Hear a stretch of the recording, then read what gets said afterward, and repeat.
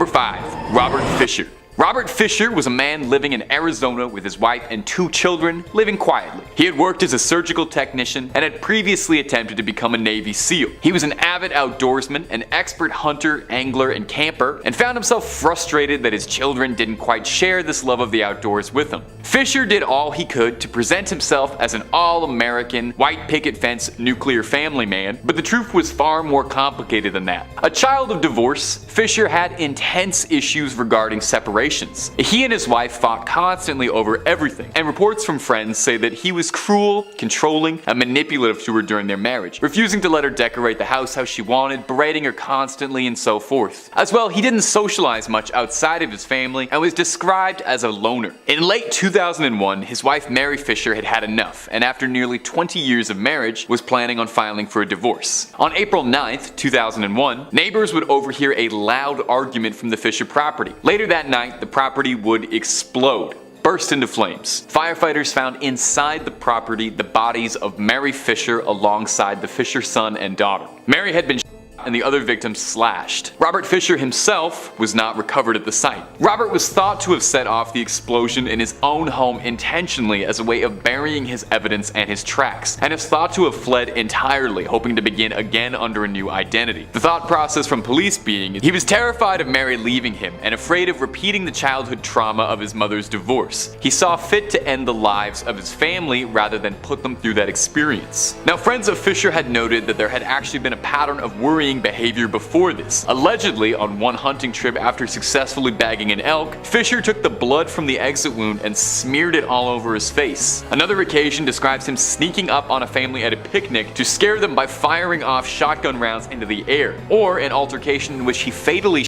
a neighborhood dog for attacking his dog, although the police had suspected there was foul play. Fisher was never found, and police aren't even sure if he's still alive. One detective working the case said, "Maybe this is all we'll ever get. Maybe this is the best we've got, knowing he did it and never finding him again." And my ghouls and goblins, if it's scary stuff you're looking for, Top 5 Scary's gotta be one of the top 5 best places to watch scary videos. Ghosts, cryptids, real crimes, aliens, we got it all. Take a look through the cursed archives and see where it takes you. Now let's keep going. Number 4. Richard Lynn Baer. Richard Lynn Baer is an interesting exception on this list, as he's the only one of these fugitives who actually was caught. Now, the problem with this is that he was not caught for very long. Didn't really take, as he escaped from jail shortly after being apprehended. Richard was wanted for the death of Sherry Hart, a divorcee and young mother who was waiting for a date on January 15th, 1984. Her date had stood her up, and she changed her evening plans to go out and have fun with high school friends Jeffrey Burgess and one Richard Lynn Baer. However, the evening would take an extremely dark turn when Baer would make an advance at Sherry Hart. She rebuked him, and infuriated and incensed, Richard bashed her with the butt of a handgun and ordered that Burgess drive them about an hour and a half away into the woods. Lynn Baer then dumped Sherry out of the vehicle in the woods, leaving her bleeding heavily. Burgess had told police he'd acted under the threat of his life, as Baer had told him he would see to it that Burgess died if he said anything about what had happened that night. However, Burgess was more than willing to cooperate with the police, leading them to finding Hart's remains and arresting both Baer and Burgess for the crime. However, Burgess would escape days before being tried from the small-town county jail, where he fled, adding him to the FBI's most wanted list for his crimes and unlawful flight to avoid persecution. As of this recording, the trail had gone completely cold, and Lynn Baer was never found again and is still wanted.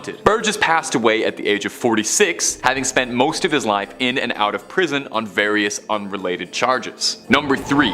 Bradford Bishop. Until I can prove that he's dead, I'm going to assume he's still alive. That's the words of Montgomery County Sheriff Raymond Knight, speaking on our next entry, Bradford Bishop. This notorious criminal has been on the FBI's most wanted list for years, and has managed to elude capture this entire time. In fact, he was taken off of the FBI's most wanted list in late 2018 to accommodate more serious fugitives, and FBI had some reason to believe he might not even still be alive. Bradford Bishop was an unusual case, as as he was a fairly promising career man with no stains on his record. He was working as a counterintelligence official, a former army serviceman, and he worked as a diplomat. Life seemed to be going fairly well for Mr. Bishop, who fathered 3 children with his wife Annette, where they lived in Bethesda, Maryland. On March 1st, 1976, Bradford was passed over for a promotion at work that he was due for. He left the office a little bit early, telling his secretary he wasn't feeling well that day. He would then drive to his bank, he withdrew a large amount of money, and he went to fill up gas in his car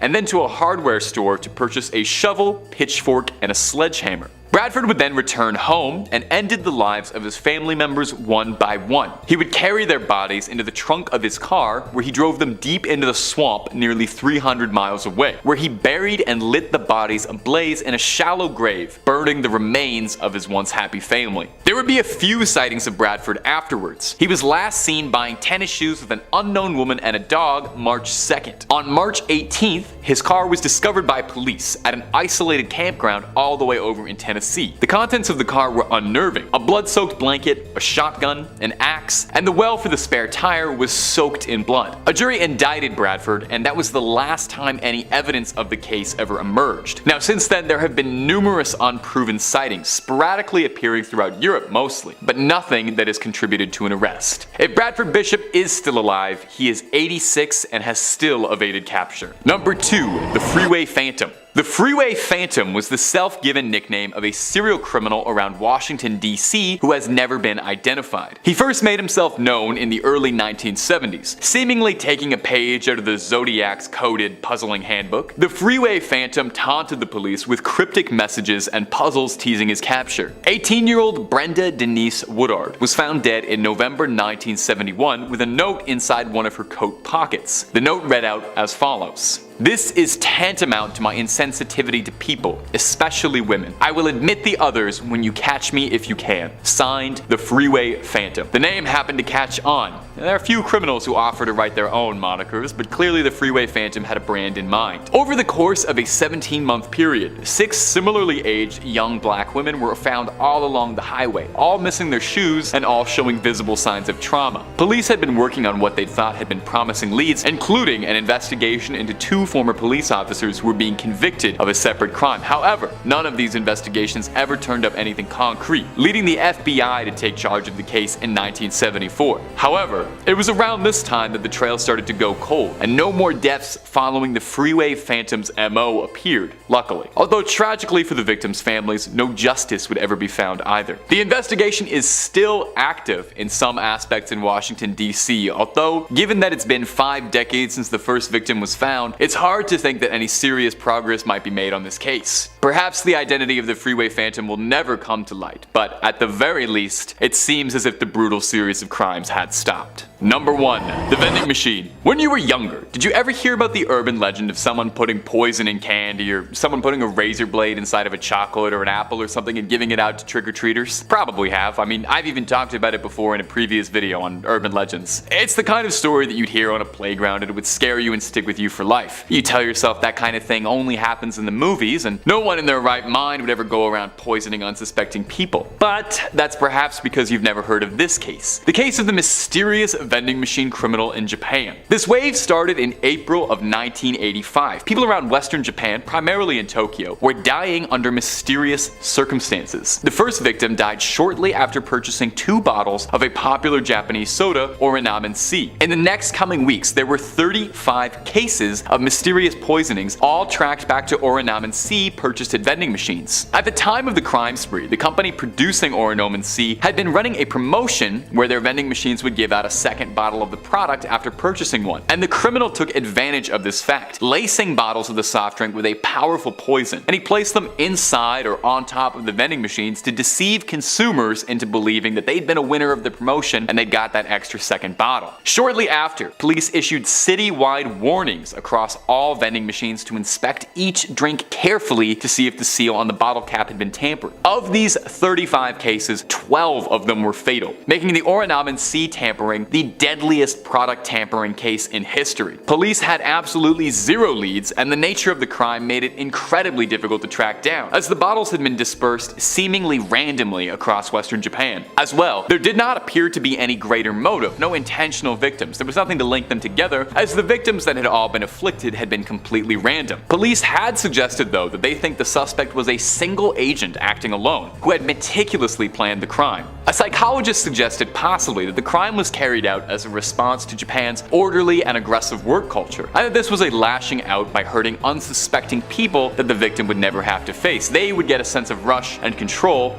but never have to directly deal with the consequences. Whoever was behind the Orinamen Sea tampering spree was never caught. There were cases across Tokyo afterwards police suspected might have been copycats, but no leads and no arrests were ever made. Number 5. The Servant Girl Annihilator. I can't believe I just said those words. The Servant Girl Annihilator. I can't believe that's the real name newspapers went with to call this guy. I know not everyone's gonna be able to get a nickname like Jack the Ripper, but you can't go around calling criminals stuff like the Servant Girl Annihilator. You're just gonna inflate their ego. You're making him sound like he's a Dark Souls boss, or he's gonna be jumping in the ring against Hulk Hogan and the Iron Sheik. Anyway, sorry, I had to get this out of the way before we could talk about it. I feel like we just had to address this name. We couldn't just look at that and move on. And you know the wildest part? He doesn't even have the craziest name on this list. Okay, let's get into it. The Servant Girl Annihilator was the nickname of a brutal night stalker who preyed on the streets of Austin, Texas in 1885, a full 3 years before Jack the Ripper would stalk Whitechapel and steal all the fame and fortune in the attacking women at night community. Despite his name, he actually didn't exclusively target women. Unlike his British counterpart, Mr. the Ripper, the SVGA attacked men and women, although he mostly focused his attention on women, and they were all servant girls, which is where the name came from. He ended up slaying 7 women and 1 man, and critically injured 6 women and 2 men on top of that. All of his victims carried out the same way, attacking them whilst they slept in their beds, and then dragging them out into the streets when he was finished with them, usually with a sharp object such as a knife or a needle sticking out of the ear. There was a wild manhunt for the Annihilator, and it's said that in 1885 some 400 men were questioned and interrogated about the identity of the Annihilator. Elected officials apparently refused to believe that it could be the work of one lone psycho, thinking there was a group of men committing these crimes together for Lord knows why. While several men would end up being questioned, no one was ever successfully linked to these brutal crimes. He was never caught, but an increased presence by sheriff's department and citizens forming an armed militia to protect the streets were enough to scare off whoever was doing it into fleeing the area, and eventually the crime stopped. So where did he go? That's the question, because he was never found. There are some who even wonder if perhaps maybe he bought himself a train ticket and found his way to Whitechapel to continue his spree. And my friends, if you're looking for more true crime stories, more rumors, whispers, conspiracies, cryptids, aliens, video games, movies, and whatever else we got, Top 5 Scary has it all. Number 4, Bible John. Everyone on this list has a weird nickname. Everybody. I'm gonna tell you that right now. I'm just gonna spoil that for you. Coming up next on this list is going to be Bible John, who's got a name that is deceptively unassuming. Bible John was an infamous executioner who preyed on women in Glasgow in the late 60s. All of his victims he met at a popular nightclub, the Barrel and Ballroom.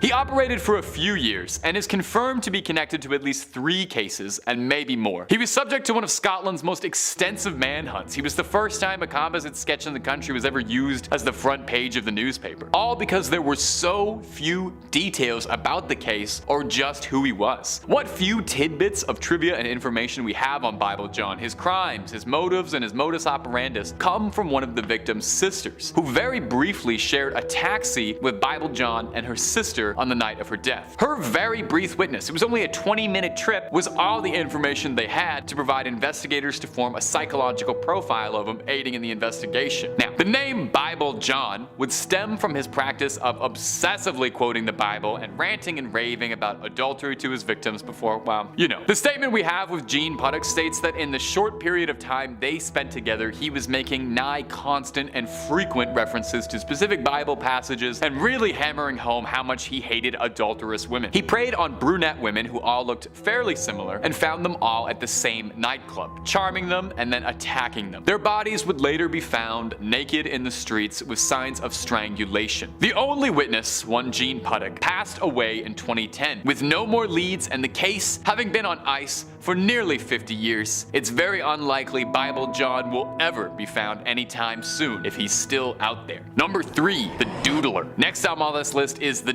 doodler. doodler. Like everybody else, don't let the goofy name fool you into thinking there is anything silly or funny about this guy. Now this bizarre nickname would come about from his habit of drawing pictures of his victims before he would attack them. And I guess the drawer or the sketcher or the artist didn't quite roll off the tongue the same way that the doodler did, and that's the name they went with. The exact body count of the doodler is unknown, but police believe that it could be anywhere from 6 to 14 victims total in San Francisco, stretching from 1974 to 1975. Several men disappeared from the city's gay community and more were injured. And part of what made him so hard to identify is that despite the city's historically very liberal and accepting view of the LGBTQ+ community, at the time the larger mainstream whole community hadn't quite got there yet. And so several of the men who would end up surviving an attack were too worried about outing themselves to want to cooperate with the police, leading to very few victims cooperating with the police, meaning there was very little information for any of them to work with, and the criminal was able to successfully elude pursuit. Ironically, for someone named the doodler, the composite face sketch they had from witnesses is the only real bit of evidence they ever had to work with. However, unlike a lot of the other cases on this list, this one is actually still actively ongoing. There's a $200,000 reward for anyone that has any additional information. And as of 2019, this case is still ongoing, with DNA and fingerprint evidence being used to try to narrow down the ever wide net of potential subjects of interest and hopefully get some closure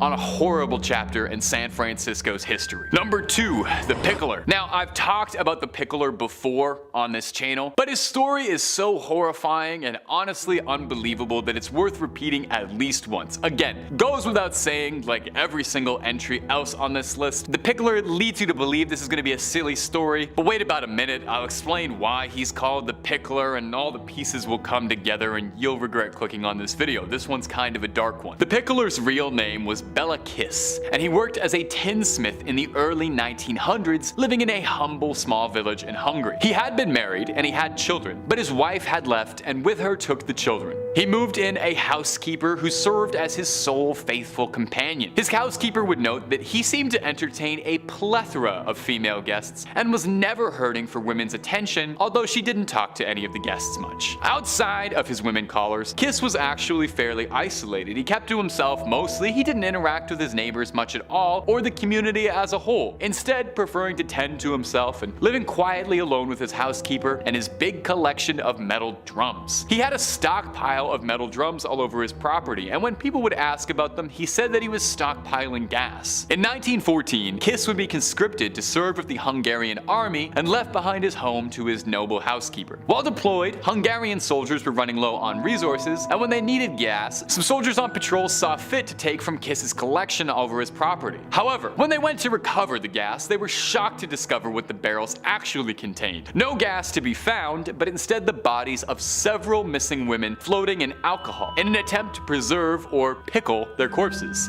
See what I mean? Not pleasant even remotely. There were 20 barrels in total, and inside each one was another missing woman. But perhaps most alarmingly of all of this is that they appeared to have been drained of their bodily fluids with punctures in the neck, which sounds made up. As if this guy wasn't scary enough, there's also the very real possibility that he might have been a vampire. Now, upon this discovery, the Hungarian army immediately moved to try and locate and apprehend Bela Kiss, but discovered that that would prove quite difficult, since he had both a very common Hungarian name at the time, and he was also deployed in the middle of the largest conflict the world had ever seen at the time, and was just one more face in a green uniform. Somehow, Kiss learned that he was being pursued and faked his death by leaving behind a corpse in a hospital that had his ID. Kiss fled and was never seen in Europe again. A few scattered sightings would report him throughout New York, but he was never found and eluded capture for the remainder of his days. It's unlikely he's still out there, but you never know. And finally, number 1, the Zodiac. If we're talking about evil people who've managed to elude capture, it might feel a little obvious to put the Zodiac as number 1, you know? But he's also one of the most infamous, strangest, and scariest criminal stories in American history, so it's never a bad story. Well, it is. It's a terrible story, but it's a very interesting one to hear. The Zodiac terrorized California throughout the late 60s and early 70s, personally claiming responsibility for 37 victims. He stole headlines and media attention for years, as the state was fascinated and terrified by what he would do next, and if he would ever be caught. His exploits have been the subject of a few films and TV, most famously David Fincher's Zodiac, starring Jake Gyllenhaal and Robert Downey Jr., dramatizing the investigation trying to find him unsuccessfully. Although he himself insisted that he left a trail of 37 bodies, the police were only ever able to connect 5 different deaths to the Zodiac. People would be attacked by a lone gunman, with nothing seemingly connecting the cases. Motive, modus, everything was unclear. The case would become legendary when he sent his infamous letters to 3 separate newspapers, containing details that only the real assailant could have possibly known about the crimes, inviting and challenging police to a game to catch him. He sent out a postcard boldly displaying "My name is," and then a blank spot with an invitation to solve one of his puzzles. If you saw the new 2022 Batman movie, Paul Dano's Riddler is directly inspired off the Zodiac, all of his methodology, taunting people, leaving weird riddles at his crime scenes, that sort of stuff. His letters were threatening, taunting, and incomprehensible. The code he wrote in would stump detectives for years, to this day, with only one of his ciphers ever being solved, and it not being nearly enough to connect any dots. The riddle that was solved spelled out a confession of sorts, but it mostly served as the Zodiac gloating about the nature of his crimes and saying that he did it solely because he thought it was fun, and that it was the most thrilling, fun thing a man could do, described it as being better than hunting games or getting your rocks off. He didn't mention whether or not it was better than writing riddles and codes though. Now at the time, obviously they looked into just about everyone they could, and there were several prominent suspects and people of interest, but nothing concrete and final. The rest of his riddles were never solved, and as far as we know, he was never caught. However, in 2018, a private team of investigators was absolutely determined to close the case once and for all, and put an end to one of California's most infamous mysteries. They had identified an 80-year-old Gary Francis Post, who had passed away. He resembled the composite sketches of the Zodiac, and forensic evidence had actually made some compelling arguments that could tie it to being him, but the FBI have denied this claim, and say that they still consider the case open. Will it ever be closed within our lifetime? We may never know, but the one thing that's certain is that we are not going to stop trying until we get some answers. You want my theory? Personally, I think Jack the Ripper is the Zodiac. I think that would be the ultimate plot twist to the end of all of this. Number 5. Randy Greenwalt and Gary Tyson. As a 2-for-1 bonus for our viewers, our first entry on this list details the imprisonment, escape, and brutal rampage of 2 prisoners from the Florence State Prison in Arizona, USA. In 1974, Randy Greenwalt and his brother James were held on suspicion for the murder of a truck driver named Stanley Sandage. The brothers had shot the driver and taken his wallet before being arrested when they tried to purchase stereo equipment with the victim's credit card. The authorities realized that the killing was extremely similar to the death of another driver, Henry Weber, 4 days earlier. The 2 brothers were charged with the murders, but Randy was able to avoid the death penalty by testifying against his brother. He was sent to Florence State Prison where he met Gary Tyson. Tyson had attempted to escape several times and was serving a life sentence for stabbing a prison guard. The 2 men formed a plan together to try and escape with the help of Tyson's 3 sons, who showed up to visiting day with a concealed shotgun and helped the 2 prisoners to overpower the guards and escape, with plans of escaping to a ranch in Mexico. They quickly ran into trouble when their car blew a tire. A kind stranger driving with his wife, infant son, and teenage niece came across them and tried to see if they needed help. They were taken prisoner by the convicts and taken into the desert, where they were shot and left for dead, while Greenwalt and the Tysons fled in the family's Mazda. They made contact with a woman Greenwalt had become pen pals with, who bought them a truck and ammunition, plans of making their way to an airplane that Gary had chartered for their escape. The police caught wind of this, and the gang was forced to try and make alternate arrangements. They made their way to Texas, where they killed a couple of newlyweds and took their car. Days later, they were met with a roadblock, which they ruthlessly barreled their way through, before being met with another one 6 miles down the road. The officers opened fire on the gang, hitting one of the Tyson sons who was driving. The remaining 2 brothers and Greenwalt were captured, but Gary Tyson got away, although he was found dead in the desert 11 days later, having died a slow death of exposure to the elements. The brothers were sentenced to life in prison, and Gary was executed by lethal injection after spending 2 decades on death row. Number 4. Lyda Southard, the Black Widow. While not all marriages end well, and some can accurately be described as unmitigated disasters, few have ended as poorly as the various marriages of Lyda Southard. But, for all her faults, no one can say she didn't take the vow of till death do us part seriously. Lyda married her first husband, Robert Dooley, in the year 1912. For a while, it seemed a good match, with Dooley's brother Edward joining them on their ranch in Twin Falls, Idaho, Idaho, and the couple having a daughter named Lorraine 2 years later. When she was a year old, Lorraine suddenly died, having apparently drunk tainted water from a dirty well. Tragedy struck again later that year when Edward died of food poisoning. 2 months after that, Robert died of typhoid fever, and Lyda was left the only surviving family member. Fortunately for her, she had taken out life insurance policies on each of her family members and had over $4,500 to try and start over after this tragedy. She soon married William G. McCaffell, becoming the stepmother to his 3-year-old daughter. When his daughter fell ill and died, the couple decided to move to Montana together, but within a year, William died of influenza, leaving poor Lyda a widow once again. Bad luck seemed to follow her wherever she went, with her next husbands, Harlan C. Lewis and Edward F. Meyer, both dying of sudden illnesses within 4 months of marrying Lyda. A relative of her first husband started to notice the pattern and had his family's corpses exhumed and examined, proving that all had died of arsenic poisoning. The other bodies showed the same results when tested, and Lyda was arrested before she had a chance to murder her 5th husband, Paul Southard, for the insurance money. She was sentenced to 10 years to life in the old Idaho State Penitentiary, where she remained as a model prisoner for the next 10 years. The guards eventually stopped watching her as closely as they should have, and in 1931 she managed to remove a bar from her prison window and use her bedsheets to construct a rope in order to escape. She remained at large for over a year until she was found in Topeka, Kansas, married to her 6th husband, Harry Whitlock.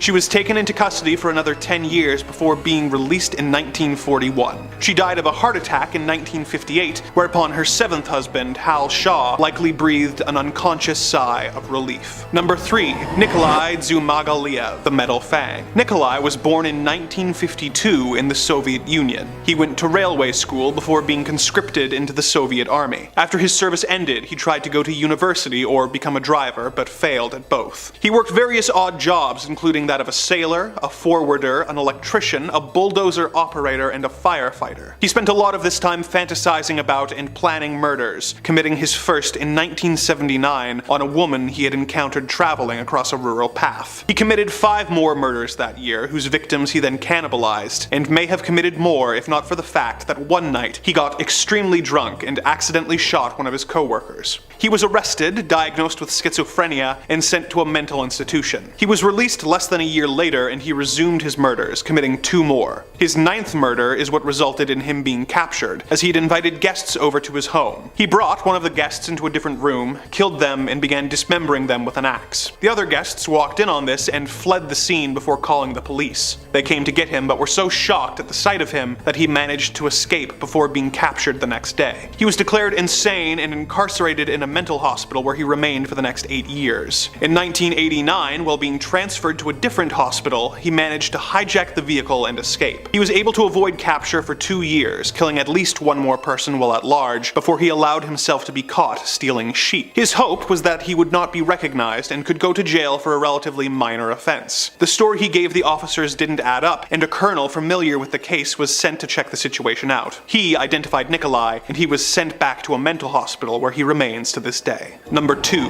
Ted Bundy. The most well-known of the monsters on this list, Ted Bundy was a cold-hearted murderer who would feign injury in order to get close to women and then attack them into unconsciousness in order to take them to a secondary location where he would take advantage of them before strangling them to death. He would often return to the bodies of the victims where he would subject the corpses to further indignities before decomposition made this impossible. He later confessed to 30 murders, but the authorities believe his real body count is likely extremely larger. In one of the first examples of computers being used to investigate serial killer crimes, authorities compiled all the information they had based on witness statements to come up with likely suspects, and the computer produced a list of 26 names, one of them Bundy's. At the same time, detectives made a list manually of their 100 best suspects. When Bundy's name appeared on both lists, he became their number 1 suspect, but word came out that he had already been arrested. A highway patrol officer had seen Bundy cruising a residential area and fleeing upon seeing the police car. When searched, they found a crowbar, handcuffs, a ski mask, rope, and an ice pick, among other suspicious items in Bundy's car. He was soon linked to and found guilty in a kidnapping case until the authorities gathered more evidence to charge him with the murders. In Utah State Prison, he attempted an escape and was placed in solitary confinement for several weeks before being transferred to Garfield County Jail. He was then taken to the Pitkin County Courthouse, where he chose to act as his own attorney. This allowed him to avoid having to wear handcuffs and shackles shackles, and during a court recess he was allowed into the court library to research his case, where he snuck away from his guards and fled through the library window. He made his way to an Aspen hunting cabin which he broke into and stole food and a rifle from. He became lost in the mountains and eventually found his way back to Aspen, where he stole a car but was soon apprehended by authorities. He was sent back to prison where he acquired a hacksaw blade and spent 6 months sawing a hole in the bars in his window. He squeezed through the gap and into the crawl space, which led to the chief jailer's apartment, where he stole clothes and walked right out the front door. During the 2 months of freedom following his second escape, Bundy managed to kill 2 sorority girls and 1 12-year-old girl before eventually being arrested for driving a stolen car near the Alabama state line and being sent back to prison where he remained until his eventual execution. Number 1. Earl Nelson. When Earl Nelson was 2 years old, his parents died and he was sent to live with his grandmother and her 2 younger children. Even from his young childhood days, he exhibited self-loathing and morbid behavior, being expelled from his primary school as a 7-year-old. He got even worse after being hit by a streetcar and being knocked out for almost a week. Upon awakening, he began to suffer from intense headaches and memory loss, and his behavior became more and more erratic. He was in and out of prison as a young adult for relatively minor charges such as trespassing and larceny. He eventually ended up in Los Angeles County Jail, where he remained for 5 months before escaping and joining the Navy. He was committed to the Napa State Mental Hospital by a Navy psychologist who described him as living in a constitutional psychotic state. The doctors at the institution described him as suffering from hallucinations and paranoid delusions, but they deemed him relatively harmless. In his time at the hospital, he managed to escape 3 times, causing the staff to nickname him Houdini, and eventually stopped searching for him. He was sent back to the hospital after trying to assault a minor, but escaped 2 more times before eventually being discharged in 1925. The next year, he began his string of murders. He would travel the country pretending to be a harmless traveling Christian, looking for women with rooms to rent. He would then be invited into the women's homes, whereupon he would assault and murder them by strangling them. Not always in that order. A witness who saw him near the scene of the crime described him as a dark and stocky man with long arms and large hands, causing the newspapers to begin calling Earl Nelson the Gorilla Man, or the Dark Strangler. He managed to cross the country, killing at least 16 women, as well as 2 of their children, before making his way to Canada to avoid the growing manhunt. While in the country, he killed 2 more people before authorities were able to track him down and arrest him at a nearby train station. He escaped from the prison that very same night and boarded a train going south back into the States. The train happened to be carrying several members of the local police force, who recaptured him and took him back to prison. He was found guilty and sentenced to death. Although he tried to appeal this for reasons of insanity, he was hanged in Winnipeg in early 1928 at the age of 30 years old, after killing at least 23 people and having escaped incarceration on 7 separate occasions. Number 5 on this list is Mao Zedong. Mao Zedong wanted China to become a superpower, but how he went about it wasn't the best. Loss of life to Mao Zedong really wasn't of much importance to him as long as the end goal was achieved. The BBC writes, Mao and other communist leaders set out to reshape Chinese society. Industry came under state ownership and China's farmers began to be organized into collectives. All opposition was ruthlessly suppressed.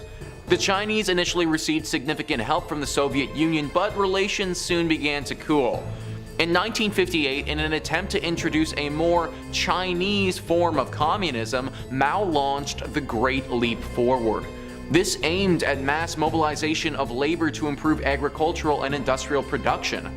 The result, instead, was a massive decline in agricultural output, which, together with poor harvests, led to famine and the death of millions. The policy was abandoned and Mao's position weakened. In an attempt to reassert his authority, Mao launched the Cultural Revolution in 1966, aiming to purge the country of impure elements and revive the revolutionary spirit. 1.5 million people died and much of the country's cultural heritage was destroyed. In September 1967, with many cities on the verge of anarchy, Mao sent in the army to restore order. It was in this great leap forward that Mao's rule cost the lives of millions. He wanted to change China into an industrialized nation and implemented tons of unproven agricultural methods. This dropped the food output significantly and led to the Great Chinese Famine. This famine is largely regarded as the deadliest man-made disaster in human history, so yeah, it was pretty bad. Unlike others on this list, Mao for the most part wasn't infatuated with the deaths of citizens. It was just a byproduct of his incompetency and horrible rule. Granted, we can't let him off too easily because he also didn't care that much to change his way of thinking. During his reign of power, it's estimated that 40 to 70 million Chinese civilians died through forced labor, executions, or famine. Number 4 on this list is Nero. We're throwing it way back with this one and going to the year 37 AD. That's when Nero was born, and he lived until 68 AD. Only just over 30 years of life, but he did enough during that time to earn himself a spot on this list. Wikipedia writes, most Roman sources offer overwhelmingly negative assessments of his personality and reign. The historian Tacitus claims the Roman people thought him compulsive and corrupt.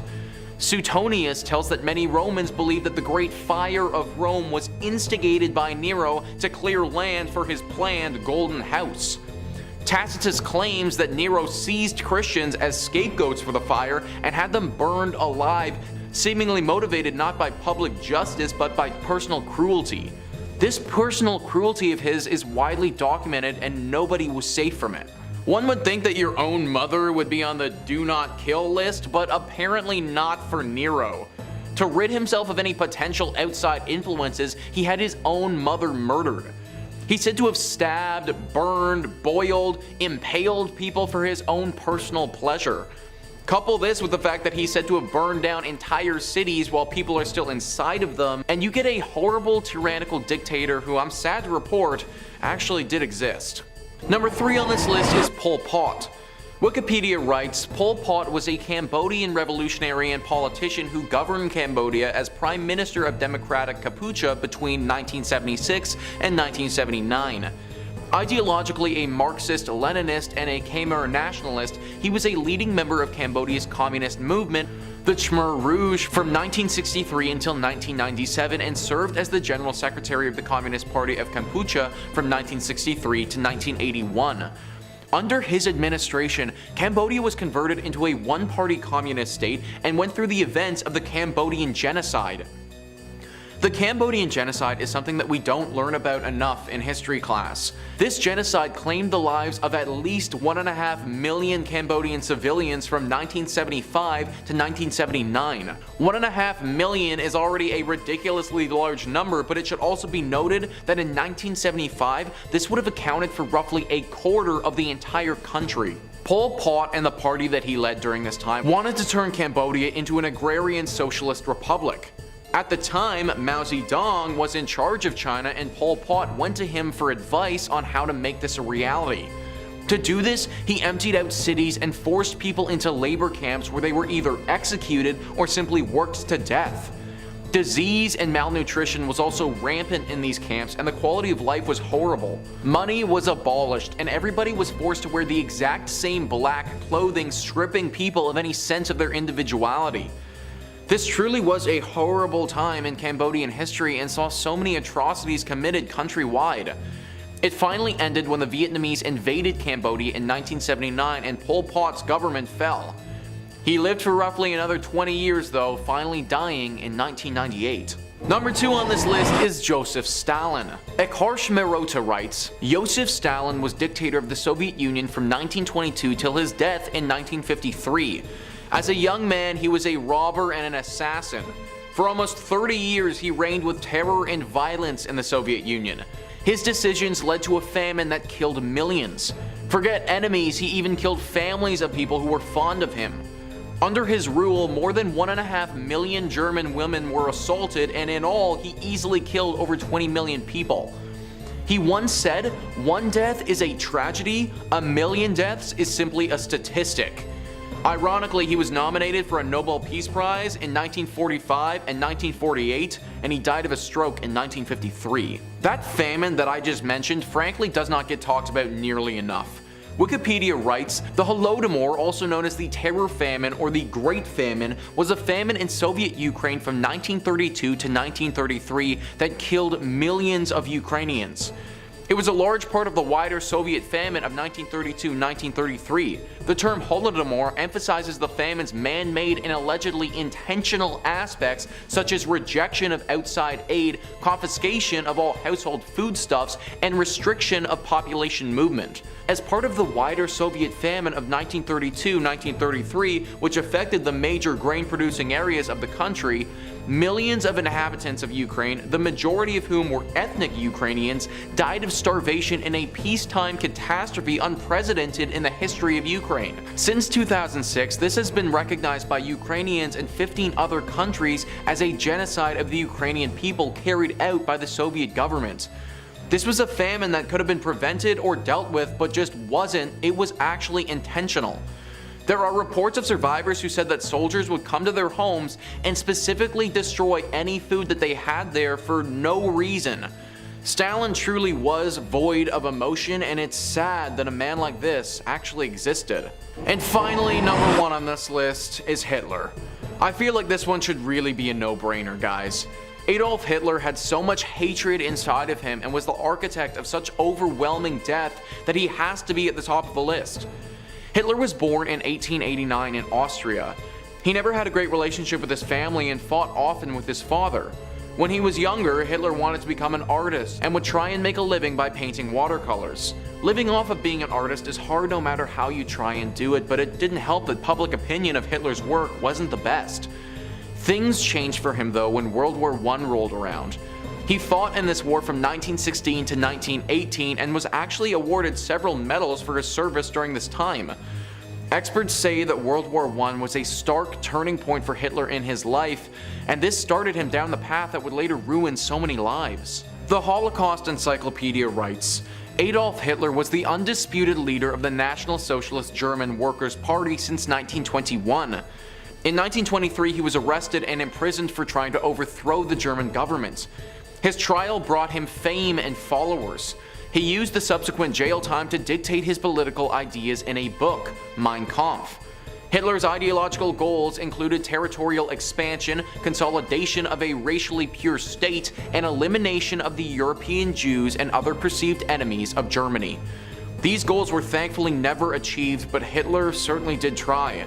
Over 6 million Jews were killed during the Holocaust, Hitler's sick and infamous genocide, and roughly 70 to 85 million people died in total during World War II as a whole. Nobody can say for sure that there wouldn't have been a Second World War if Hitler wasn't around, but it's clear that he played an extremely instrumental role in making it happen, which in turn caused so much suffering for the entire planet. A sick and evil man at his core, and somebody that the world could have used without. Number 5 on this list is Tomas de Torquemada. This is a name that is often forgotten. Thomas isn't often talked about in the same conversations as some of the other people on this list. He didn't kill as many people as some of the other people here, but don't think for a second he wasn't as evil. Had he the means to do so, he assuredly would have killed far more people than he did, and he still killed a ton. Next Luxury writes, the first Grand Inquisitor Tomas de Torquemada was a religious zealot. Like many in Spain during the 14th century, he believed Catholicism was the one true religion, and anyone who disagreed had to be punished. The Spanish Inquisition was established to help combat heresy, but actually helped solidify those in power who ruled through fear and violence. De Torquemada was one of the nastiest members of the Spanish Inquisition who used brutal torture methods to get confessions from prisoners. He was also responsible for burning thousands of non-believers at the stake. It wasn't even enough for you to convert to Catholicism, this guy would still come after you even if you did. If he thought you converted because of fear or some other reason he deemed unfit, then he'd force you to wear certain garments and torture you. Heretics would get waterboarded and then often killed afterwards. He saw to the expulsion of over 40,000 Jews from Spain as well. He kicked them out, only allowing them to leave with what they could carry, having to abandon their homes and their livelihoods. On top of this, he killed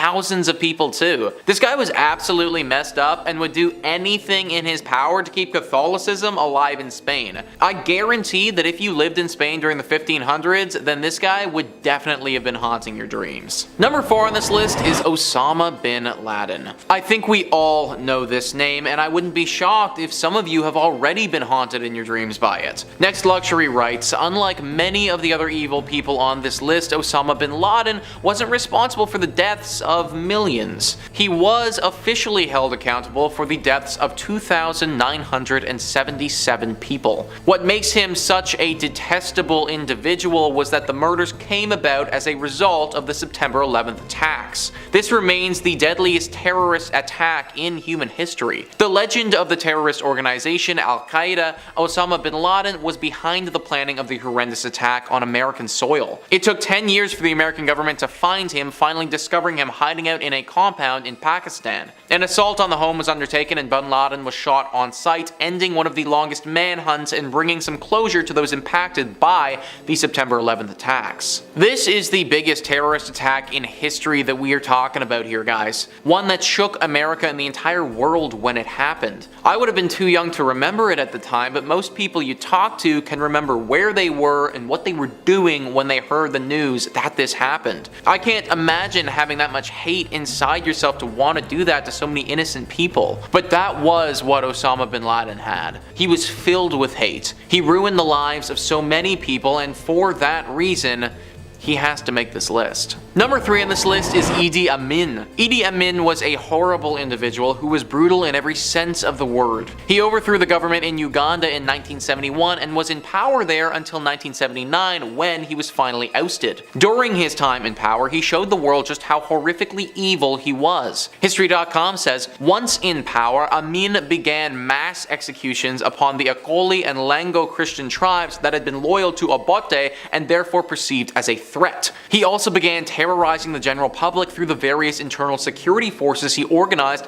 such as the State Research Bureau and Public Safety Unity, whose main purpose was to eliminate those who opposed his regime. In 1972, Amin expelled Uganda's Asian population, which numbered between 50 and 70,000, resulting in a collapse of the economy as manufacturing, agriculture, and commerce came to a screeching halt without the appropriate resources to support them. Throughout his oppressive rule, Amin was estimated to have been responsible for the deaths of roughly 300,000 civilians. One of the worst parts about all of this is that he never had to pay for these heinous acts. After he was ousted in 1979, he fled to Saudi Arabia and just lived out the rest of his life there under protection. He lived comfortably there after having caused so much pain and death just years prior. He lived like this for decades until he finally died in 2003 from natural causes. Idi Amin doesn't get nearly as much media coverage as he should. The atrocities that took place in Uganda during the 70s need to be talked about more and must be acknowledged. Millions of people during that time would have been living in total fear of this man. I think it's fair to assume he probably still haunts the dreams of those who had to live through this terrible trauma. Number 2 on this list is Joseph Stalin. Stalin is another one of those guys who just has to be on this list.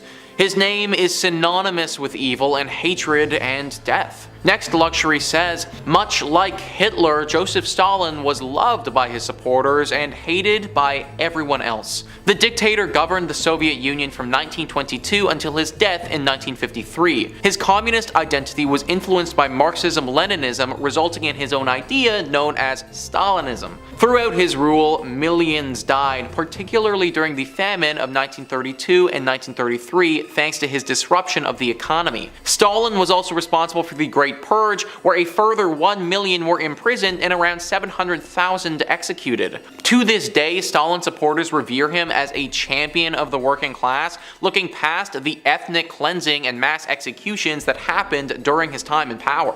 Stalin's horrifying exploits are often overlooked because just a little further down the line, you do have the whole Adolf Hitler thing. Stalin was right up there though as being just as brutal. The way he treated the Ukrainian people was absolutely horrific. He starved them for the sake of starving them. We cannot have another one of these individuals in our world ever again. We barely made it out the first time that we had one. And finally, number 1 on this list is Adolf Hitler. I mean, you knew that he had to be here, guys. I feel like it would be wrong, honestly, to not include him on this list. Adolf Hitler is pretty much the unanimous selection when it comes to the most evil individual to ever walk the face of the earth. No single person inflicted as much terror on the world like Hitler did. Next Luxury says, the German dictator was responsible for the deaths of over 6 million Jews and other minorities during the Holocaust. This alone puts him at the top of the most evil people in history, the leader of the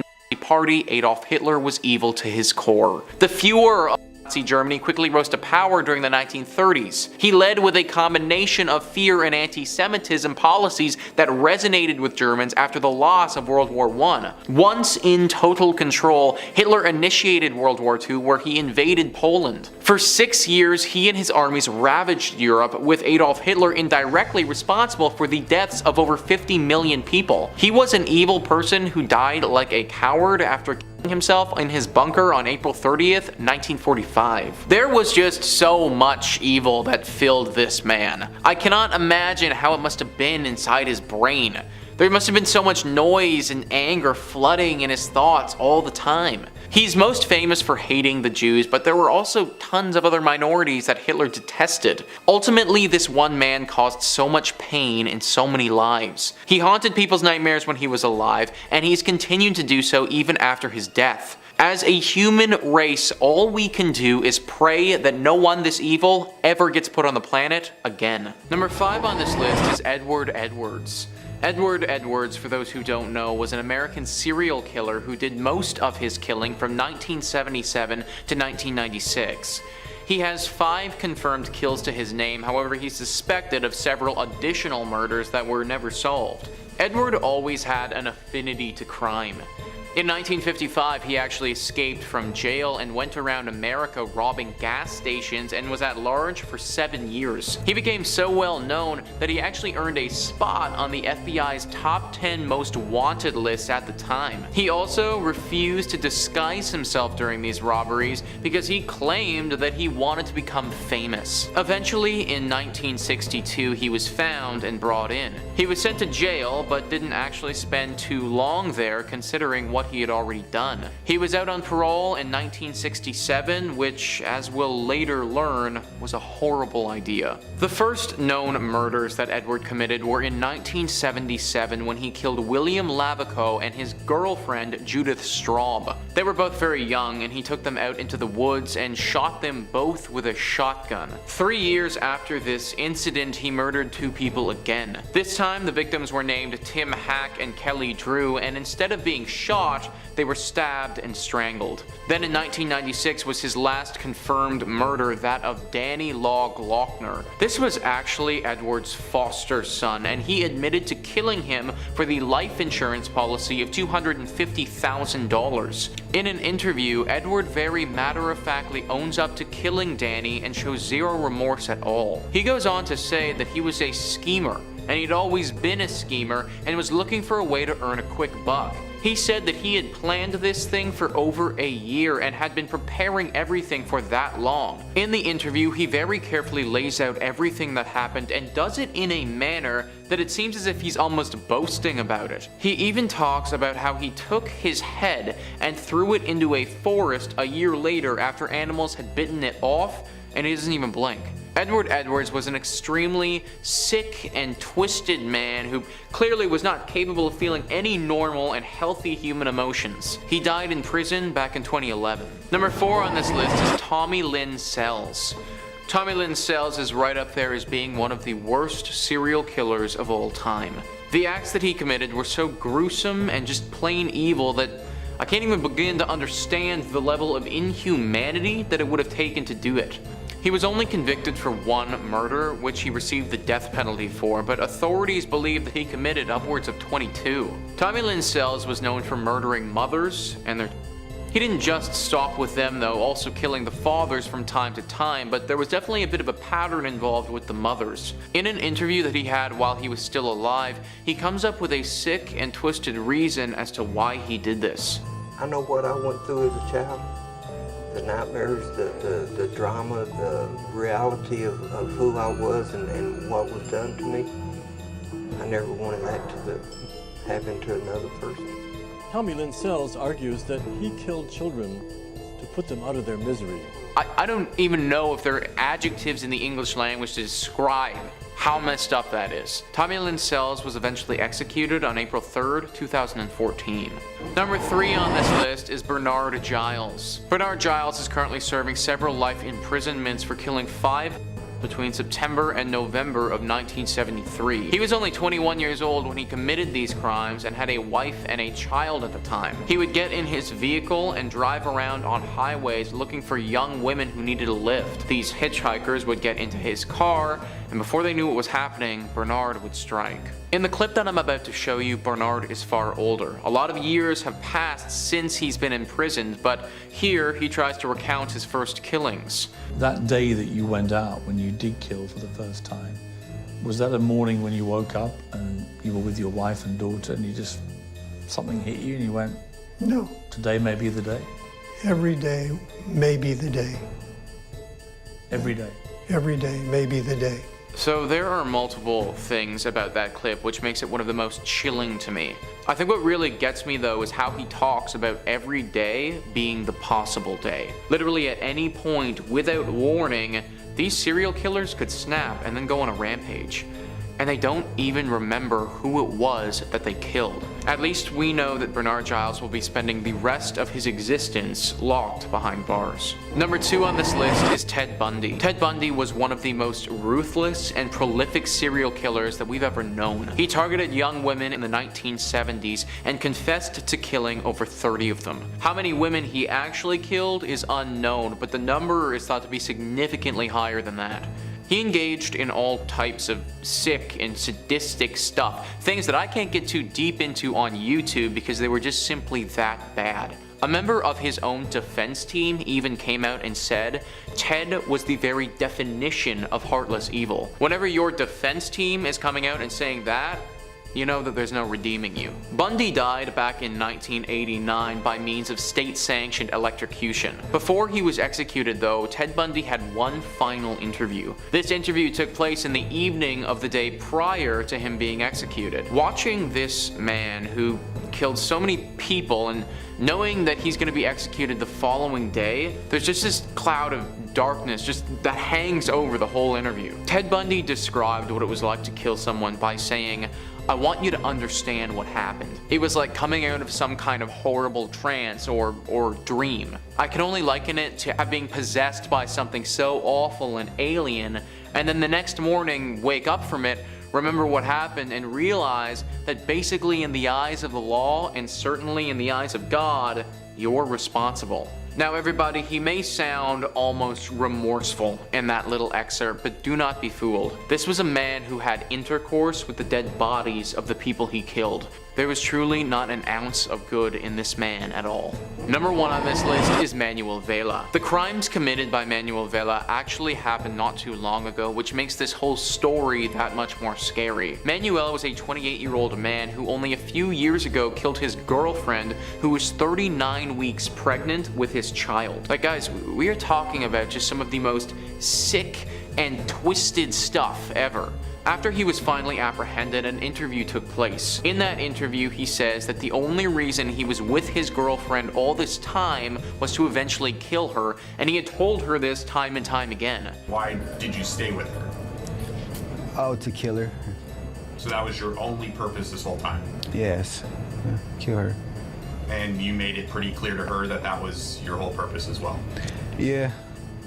Told everybody, hey, I'm gonna kill you, right? I'm telling him to kill her. So apparently this guy had been telling her about this for years and was planning it this whole time. This is just some insane stuff that is honestly hard to break down. I have no idea how anyone could get to this place or what would cause something like this. Manuel Vela ended up taking his own life in January 2017. Number 5, Frank Matthews. Our first spot is notorious criminal kingpin Frank Matthews, a legendary crime lord operating out of New York in the 1960s, who also had some pretty cool classic mafia names like Pee-wee and Black Caesar. Built himself a criminal empire that Los Polos Hermanos would have been jealous of. Starting out small, working in racketeering and illegal gambling ops in Philly in the 1960s, he had his sights set on much bigger things, working his way up, collecting numbers, making contacts, until he could start selling product for some serious money. By the early 1970s, he was already trading millions of dollars for illegal narcotics, importing his stuff from Latin America and distributing it throughout the States, Pee-wee had his hands in pockets across the country, with his criminal web spanning across 21 states at its peak. Naturally, if you're moving that much stuff around the country, with that many people involved in your operation, eventually somebody's gonna get wise. And that's exactly what happened. Boys in Blue tapped Frankie's phone communications and put out a federal bulletin for his arrest. By December 1972, Frank and his girlfriend were arrested at McCarran International in Vegas. Okay, so he got caught. This kind of breaks the list a little bit, but hear me out a little bit here. Because after spending a paltry couple months in jail, Frankie made bail and quickly got out of Dodge to literally never be seen again. Now, there is some discrepancy as to what happened. The FBI suspects that he was taken care of by a major New York crime family for fears he may turn witness. But they did also post a bounty, a $200,000 bounty for finding him, so they suspected he might still be out there. No trace of him was ever found, no body ever discovered, and his story went cold. Is he sleeping with the fishes, or did he return to pull strings from the shadows? Or maybe he pulled a Saul Goodman and started managing a Cinnabon in Omaha, living life on the lam. Man, that's two Breaking Bad references in one point. I gotta spread them out a little bit more. We got lots more than awkwardly wedging in Breaking Bad references on Top 5 Scary. We've got the best horror content on the web at least twice a day, every day, so hit subscribe and stay spooked. Number 4, the Pickler. You know, at first glance, this is not a particularly threatening nickname. It kind of sounds like the absolute lamest Z-tier excuse for a Batman villain that you'd throw in as a warm-up before, fighting the actual cool villain of that issue. Well, names can often be so deceiving because there really is not a lot that's funny about the Pickler once you understand why they called him that. He's maybe one of the most bizarre and macabre criminals I've ever read about. The Hungarian Bela Kiss lived in a small village near Budapest in the early 20th century. He lived with an elderly maid, but otherwise kept to himself, didn't have a tight circle of friends, but he did enjoy frequent female company. I mean, of course, with a name like Bela Kiss, makes sense. I gotta stop trying to make this guy sound cute because I'm gonna regret it in like 1 second. In 1914, during the height of the First World War, Bela left to fight with his country. Now, wartime sometimes necessitates borrowing resources wherever you can, and the Hungarian army was short on gas. On Bela's isolated property were dozens upon dozens of oil barrels all conspicuously laid out in his yard. Someone alerted the soldiers and they went to go borrow a cup or two, and were shocked to discover that upon cracking open the barrels were the bodies of several women floating in alcohol in a depraved attempt to preserve the corpses. Hence where the foul nickname the Pickler came from. See, it's not nearly as funny once you know why they call him that. 20 barrels, 20 missing women. That's somehow not even the scariest, craziest part of this whole story. The women had punctures in their necks and were drained of blood, which sounds completely made up that this guy might also have been a vampire. Now, the Hungarian army moved to seize Bela immediately, but tracking him proved rather difficult, as he had a fairly common name and was also, he was in a war. Somehow, Bela was alerted that police had discovered his operation, and he left a corpse posing as himself in a military hospital and fled, never to be found again. Reported sightings popped up for a few years here and there. Allegedly, he moved to New York to begin a new life, but Bela eluded capture for the rest of his life. Unless he really was a vampire and is still out there, but I don't even want to entertain that possibility. Number 3, D.B. Cooper. Now, our next entry, I would hesitate to call him as evil as the rest of some of these crooks, Sure, he hijacked a plane, sure, he held the entire plane hostage, and sure, he stole $200,000 from the government, but that doesn't mean he's a bad guy. D.B. Cooper's case is one of contemporary crime legends, as all that I just described sounds like he would be FBI public enemy number 1, right? Like they'd be working around the clock to bust this guy, they'd have him within the week. He slipped through authorities' fingers, and to date, D.B. Cooper was never caught. We don't know if that was even his real name or just an epithet he was using for the plane. We don't know anything really too concrete about him. Depending on what your definition of success is, D.B. Cooper could possibly be considered one of the most successful criminals of all time. To get into the nitty-gritty of the details, on November 24th, 1971, a man using the possible alias Dan Cooper boarded a flight to Seattle, and almost as soon as it took off, he passed a note to a flight attendant indicating that he had a with him, and that he demanded that when the plane landed, he trade the passengers on the flight for $200,000 and 2 parachutes. That's a smart man. He didn't want to waste any of that money on parachutes. The note said that if anything funny happened, he would blow the plane up. They complied out of fear, and upon landing, he was given the money by local authorities. Cooper then seized the plane one more time, holding the flight crew hostage with plans to fly to Mexico City. But midway through the flight, Cooper pulled a little point break and jumped out of the plane with all the money with him. And that would be the last time anyone would have ever seen D.B. Cooper. The FBI chased him for years to no avail. Nothing was ever found. No body ever recovered. No suspect ever caught out of a laundry list of people of interest. Some of the the bills were recovered, but that's the only piece of evidence. Now, my absolute favorite theory about D.B. Cooper, and it's kinda out there, is that he's legendary cinema director Tommy Wiseau, and that this is where his fortune came from, as the man is shrouded in mystery regarding where his seemingly limitless supply of money comes from and his mysterious origins. Is it completely ridiculous and has no basis in reality? Yes, but it's also hilarious. Now, as for any more likely suspects for Cooper, there were a couple of Special Forces veterans who lined up with physical descriptions who could have been capable of committing the heist, but no concrete charges were ever made, and to date, no trace was ever found. Number 2, the Zodiac. Possibly one of the most infamous cases in American history, the Zodiac was a notorious criminal, famed in equal measures for his slayings and for his chilling obsession and interaction with the police trying to track him. He was made a household name after a Hollywood flick starring Jake Gyllenhaal and Robert Downey Jr. depicting the efforts trying to find him. The Zodiac is known to be responsible for 5 different deaths terrorizing California in the late 60s and early 70s, although he himself claims responsibility for 37 victims. The Zodiac case became legend when he sent his now infamous letters to 3 separate newspapers, providing details only he could have known about the crimes, and challenging the police to a sick game of sorts, sending them incomprehensible ciphers and riddles that supposedly contain clues to his identity and the crimes within. Only one of his ciphers was ever solved, and the rest remain a mystery. The Riddler from the new Batman movie is a direct inspiration from the Zodiac's sinister dealings. For 5 years, the Zodiac would taunt his pursuers with riddles and codes, sending horrifying cards, taunts, a letter boldly displaying "My name is blank," and then a cipher below it teasing their inability to find him. A postcard with his symbol written in blood, amongst others. Part of what makes the Zodiac such a fascinating and truly horrifying case is how much he seems like a movie bad guy come to life. The planning makes him out to be some sort of sinister criminal mastermind, and it's hard to disagree with that proclamation when he's completely eluded any form of capture for the better part of 50 years. There were several possible suspects as to who the Zodiac could have been, but nothing conclusive. To date, people are still trying to find the answer, hoping something new might come up to put that nightmare to rest. Number 1, Jack the Ripper. If you want to talk about evil that's got some staying power, it's hard to top Whitechapel's most infamous resident ever, 134 years avoiding capture, which means he could still be out there. The 18th century Night Stalker has held an almost supernatural-like grip over public interest since we first ever heard about the case, surrounding the brutal 5 slayings we know about, who knows how many more. Preying on women and using the cover of the night, Jack eluded, stupefied, and taunted the streets of London, leaving a disgusting trail of blood and gore in his wake, leaving victims looking like the aftermath of a butcher's. He seemed to take a sickening glee in his violent delights, mocking his would-be pursuers, sending the police threatening letters and even organs from his crimes. Jack is an almost modern mythical boogeyman, appearing across hundreds upon hundreds of works of fiction, TV shows, movies, video games, you name it. Assassin's Creed even tried to say he was part of the Order. That's a little out there. There are some folk who offer that Jack the Ripper is the progenitor to all true crime fascination, which honestly kind of makes sense.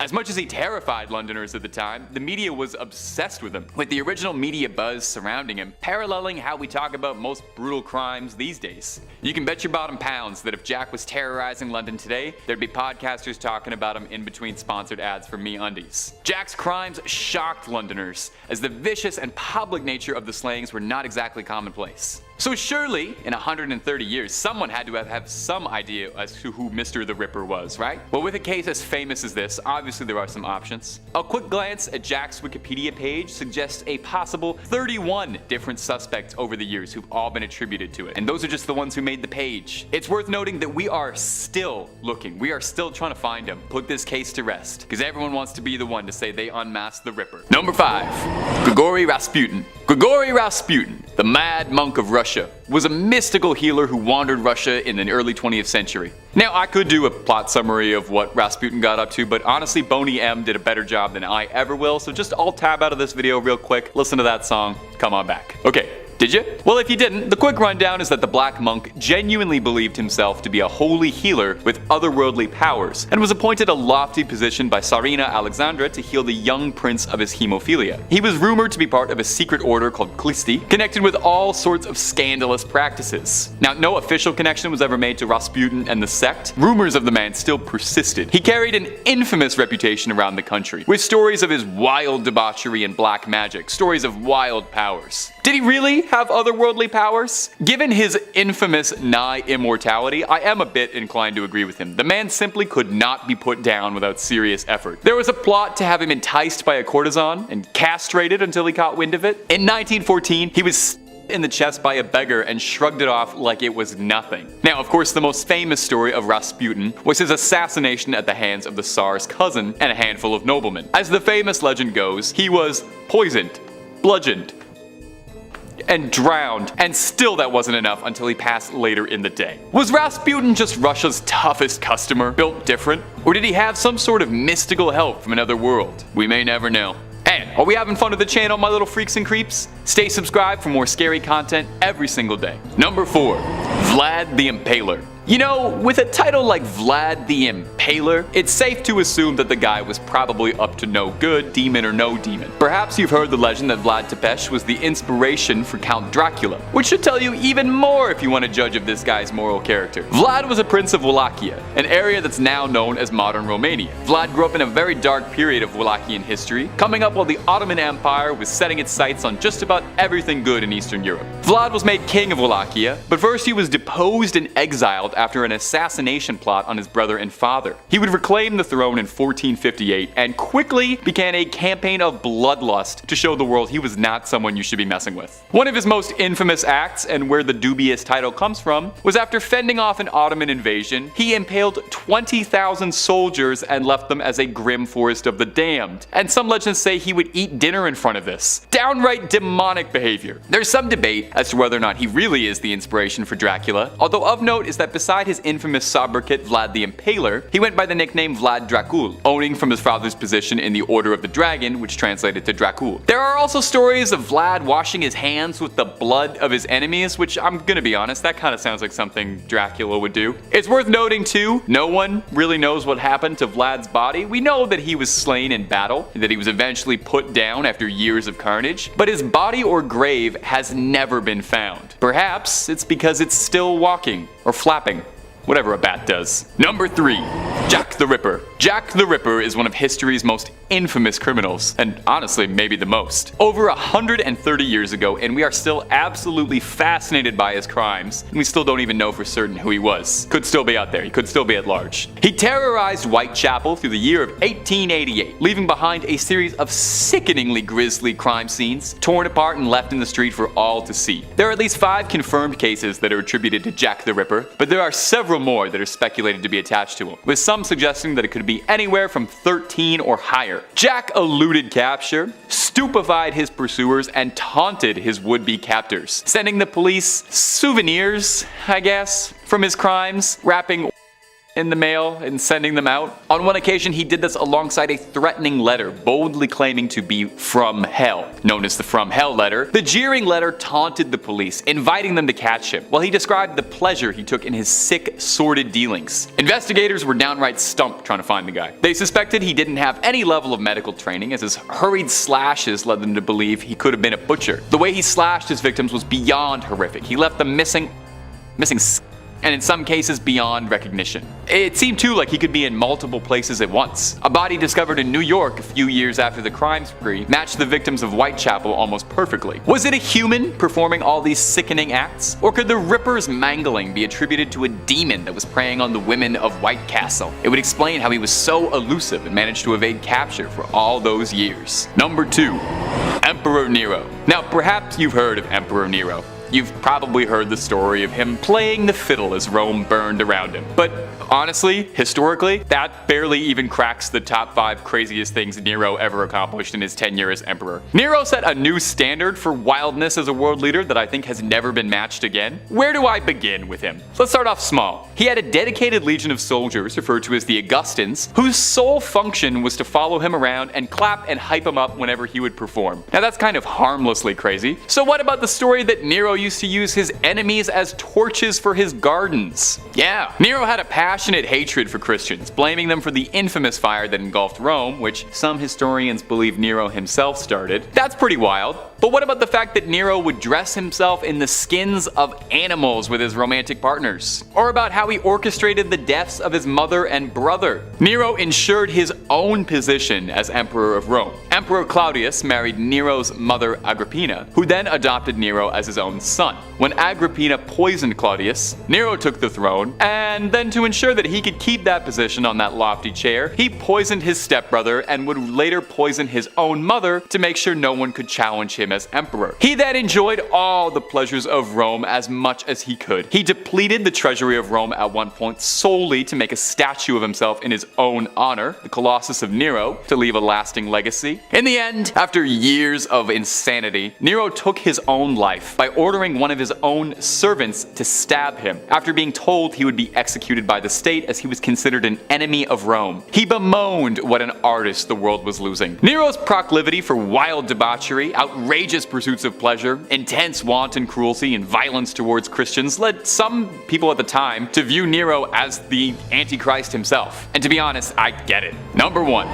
Manson. Charles Manson. The most infamous cult leader in history, and he might very well be one of the most famous criminals of all time. Charles Manson had a hypnotic level of control over his devout followers, leading them to a dark crime spree that would claim the lives of 35 people. Now, Manson himself never raised a blade to anyone that we know of, but rather used his domineering charisma to orchestrate the slayings down to the littlest details. He had a grim vision of an apocalypse where he believed there was going to be a race war, and that his family needed to prepare for this. And part of these preparations was bumping off key celebrities he had a list of. Manson had dominion over his followers, giving them sacrament every day when in reality he was just giving them illegal substances to keep them impressionable. He banned glasses, calendars, watches, clocks, and anything that would ground them to the real world and made them more malleable to his will. Now, Manson and his family are host to a number of conspiracy theories. There's a very popular one saying that Manson himself is a product of the CIA's MK-Ultra brainwashing program, and this is why he was so effective at controlling other people, and that the whole Manson family cult was a CIA op to destabilize the hippie movement. But another very prevailing theory is that the Manson family were Satanists, and they were part of a nationwide cabal connected with other dark crimes around the same time, like the Son of Sam. Manson's obsession with evil, his dark dealings, and complete control over his subjects do make him seem a bit like a modern-day Lucifer. Could Manson have had a supernatural level of control over people? Number 5. John Wayne Gacy. John Wayne Gacy is one of America's most infamous criminal cases. He's practically single-handedly responsible for traumatizing an entire generation into a fear of clowns. A vicious sadist and a remorseless criminal, hearing clips of him talk is deeply disturbing. In a series of interviews in 1992, Mr. Gacy offered a rare window into the mind of a lunatic. In the interviews, Gacy is adamant that he is innocent of his crimes, and talks in a remarkably pleasant, almost affable way. He seems like an average Joe, a chatty old man that you would probably talk to at a park or something, until little cracks in the facade keep appearing and its darkness comes out. He appears to be talking himself in circles. At one point, it seems like he indirectly confesses to something he claimed that he hadn't, and when the interviewer presses him on it, he retracts like a child being caught in a lie, saying, "I'm sorry if I led you to believe that." In the same interview, the reporter asks Gacy to show him the rope trick, the horrifying method of strangulation Gacy would use on his victims by applying a tourniquet. Gacy obliges, but when the reporter hands him the string, he chuckles wryly and says, "Aren't you scared sitting next to me?" Most chilling is when the subject changes to talk of his clowning. He seems like he genuinely loved it, and knowing the unspeakable acts he committed as a clown makes it all the more sinister. He talks about how to him, clowning was an act of regression.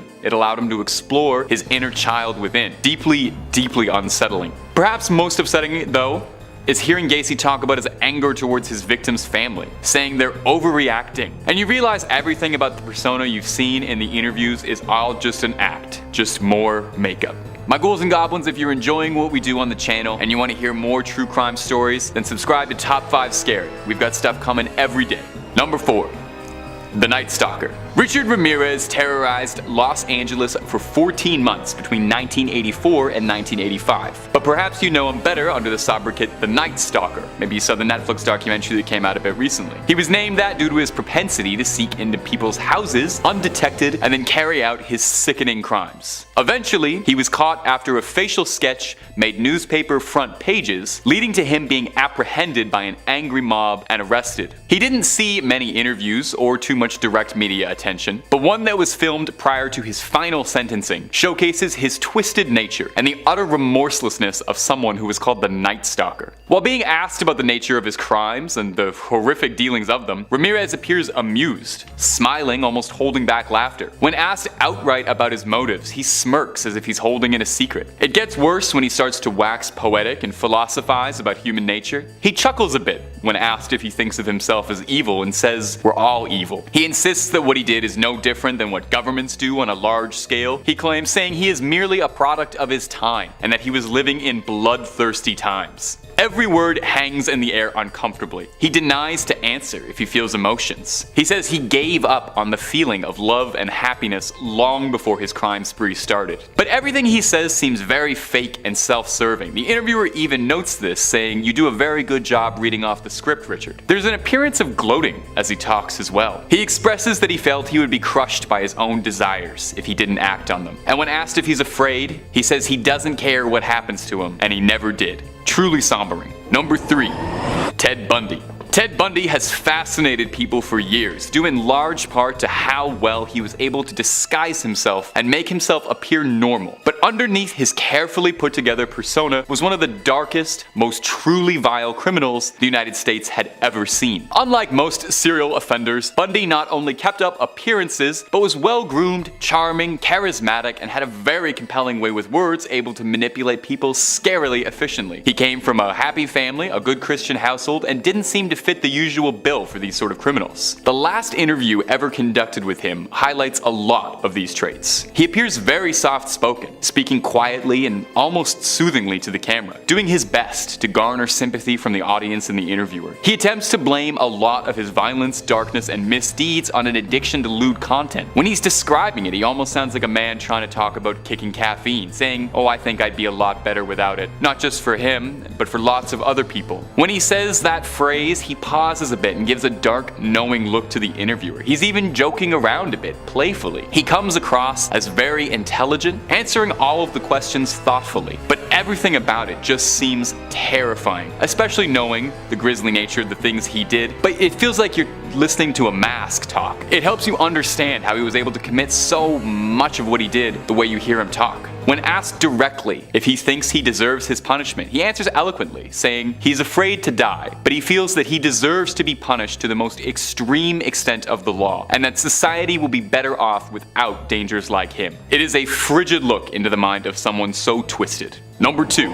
Dahmer. Jeffrey Dahmer is infamous. The name immediately evokes horrible emotions. Perhaps you've seen one of the many movies based on his twisted crimes, but the truth is always scarier. In 1994, Jeffrey Dahmer would give his last interview before his final sentencing, speaking to Stone Phillips, a former NBC anchor. The interview featured his father Lionel present, who Dahmer did not share a close relationship with. Now, the entire extended segment is harrowing. Dahmer is completely cold and calculating the entire time, speaking dryly with almost no emotion to anything he's saying. It's as fascinating as it is horrifying to hear him talk, to be honest. He remembers everything very clearly, and he describes it plainly, matter-of-fact, extremely sterilely. But there is a hint of remorse, almost regret over what he's done, but it is impossible to tell truly if it's genuine sincerity or if it's all just a carefully manipulated act to appear sympathetic. Perhaps the most disturbing insight into Dahmer's brain is when he tells the reporter that he found the violent acts of his crimes distasteful, and said that it was all just a means to an end of his ultimate goal, which was having complete physical domination over someone else. He describes his crimes as not something I enjoyed doing, and then proceeds to explain his sinister desire to create living zombies by putting acid in brains, leaving people docile and helpless. Dahmer was known as well to keep trophies of his victims, calling into question if any of these statements rang true. He reiterates that he just wanted someone to keep under his complete control, a slave to his will. And number 1.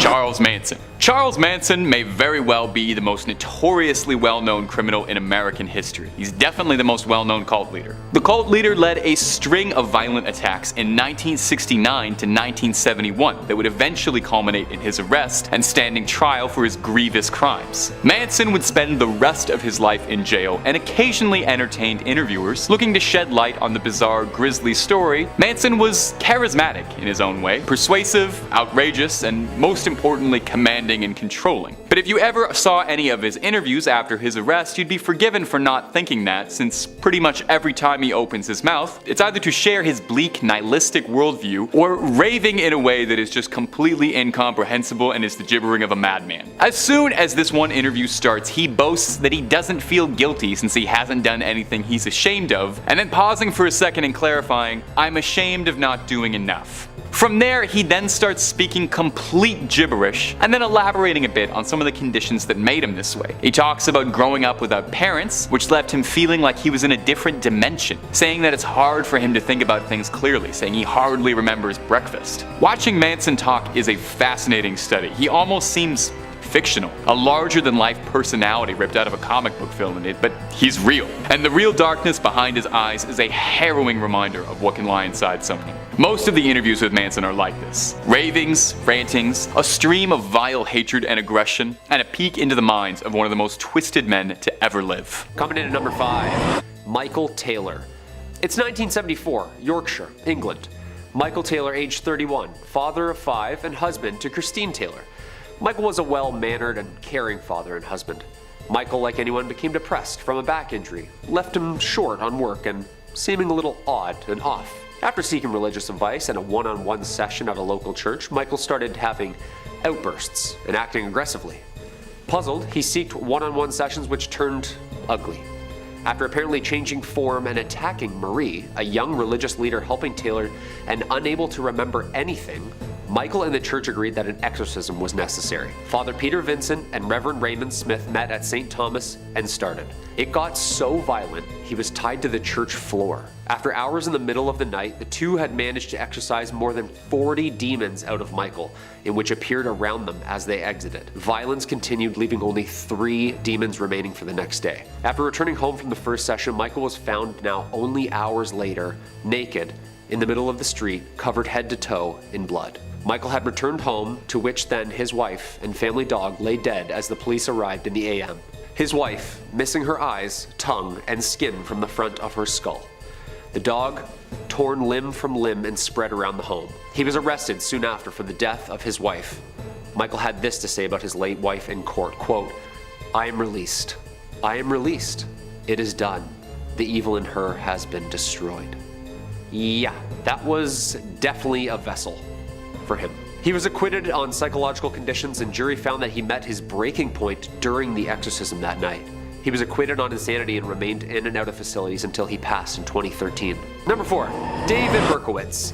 New York, 1976, and the police were busy on the search for a man shooting couples in the New York area, which had started to become a citywide phenomenon that summer. Brunette women with long hair frantically cut and dyed their hair blonde in fear. The .44 caliber killer was the title the press gave David in his earliest of assaults. After losing his job, David began to experience psychotic episodes and claimed that his neighbor's German shepherd had begun talking to him and eventually explained to David that he was a demon. He took the name after the pet's owner, Sam. It was this dog who ordered the killings by David and claims that the pet coaxed David into killing. David used this summer to shoot 8 people, resulting in 6 lives and the stabbings of 2 others. Using his .44 caliber bulldog revolver, David sent police on a wild goose chase around New York City with handwritten letters, David mocking the detectives with cryptic messages.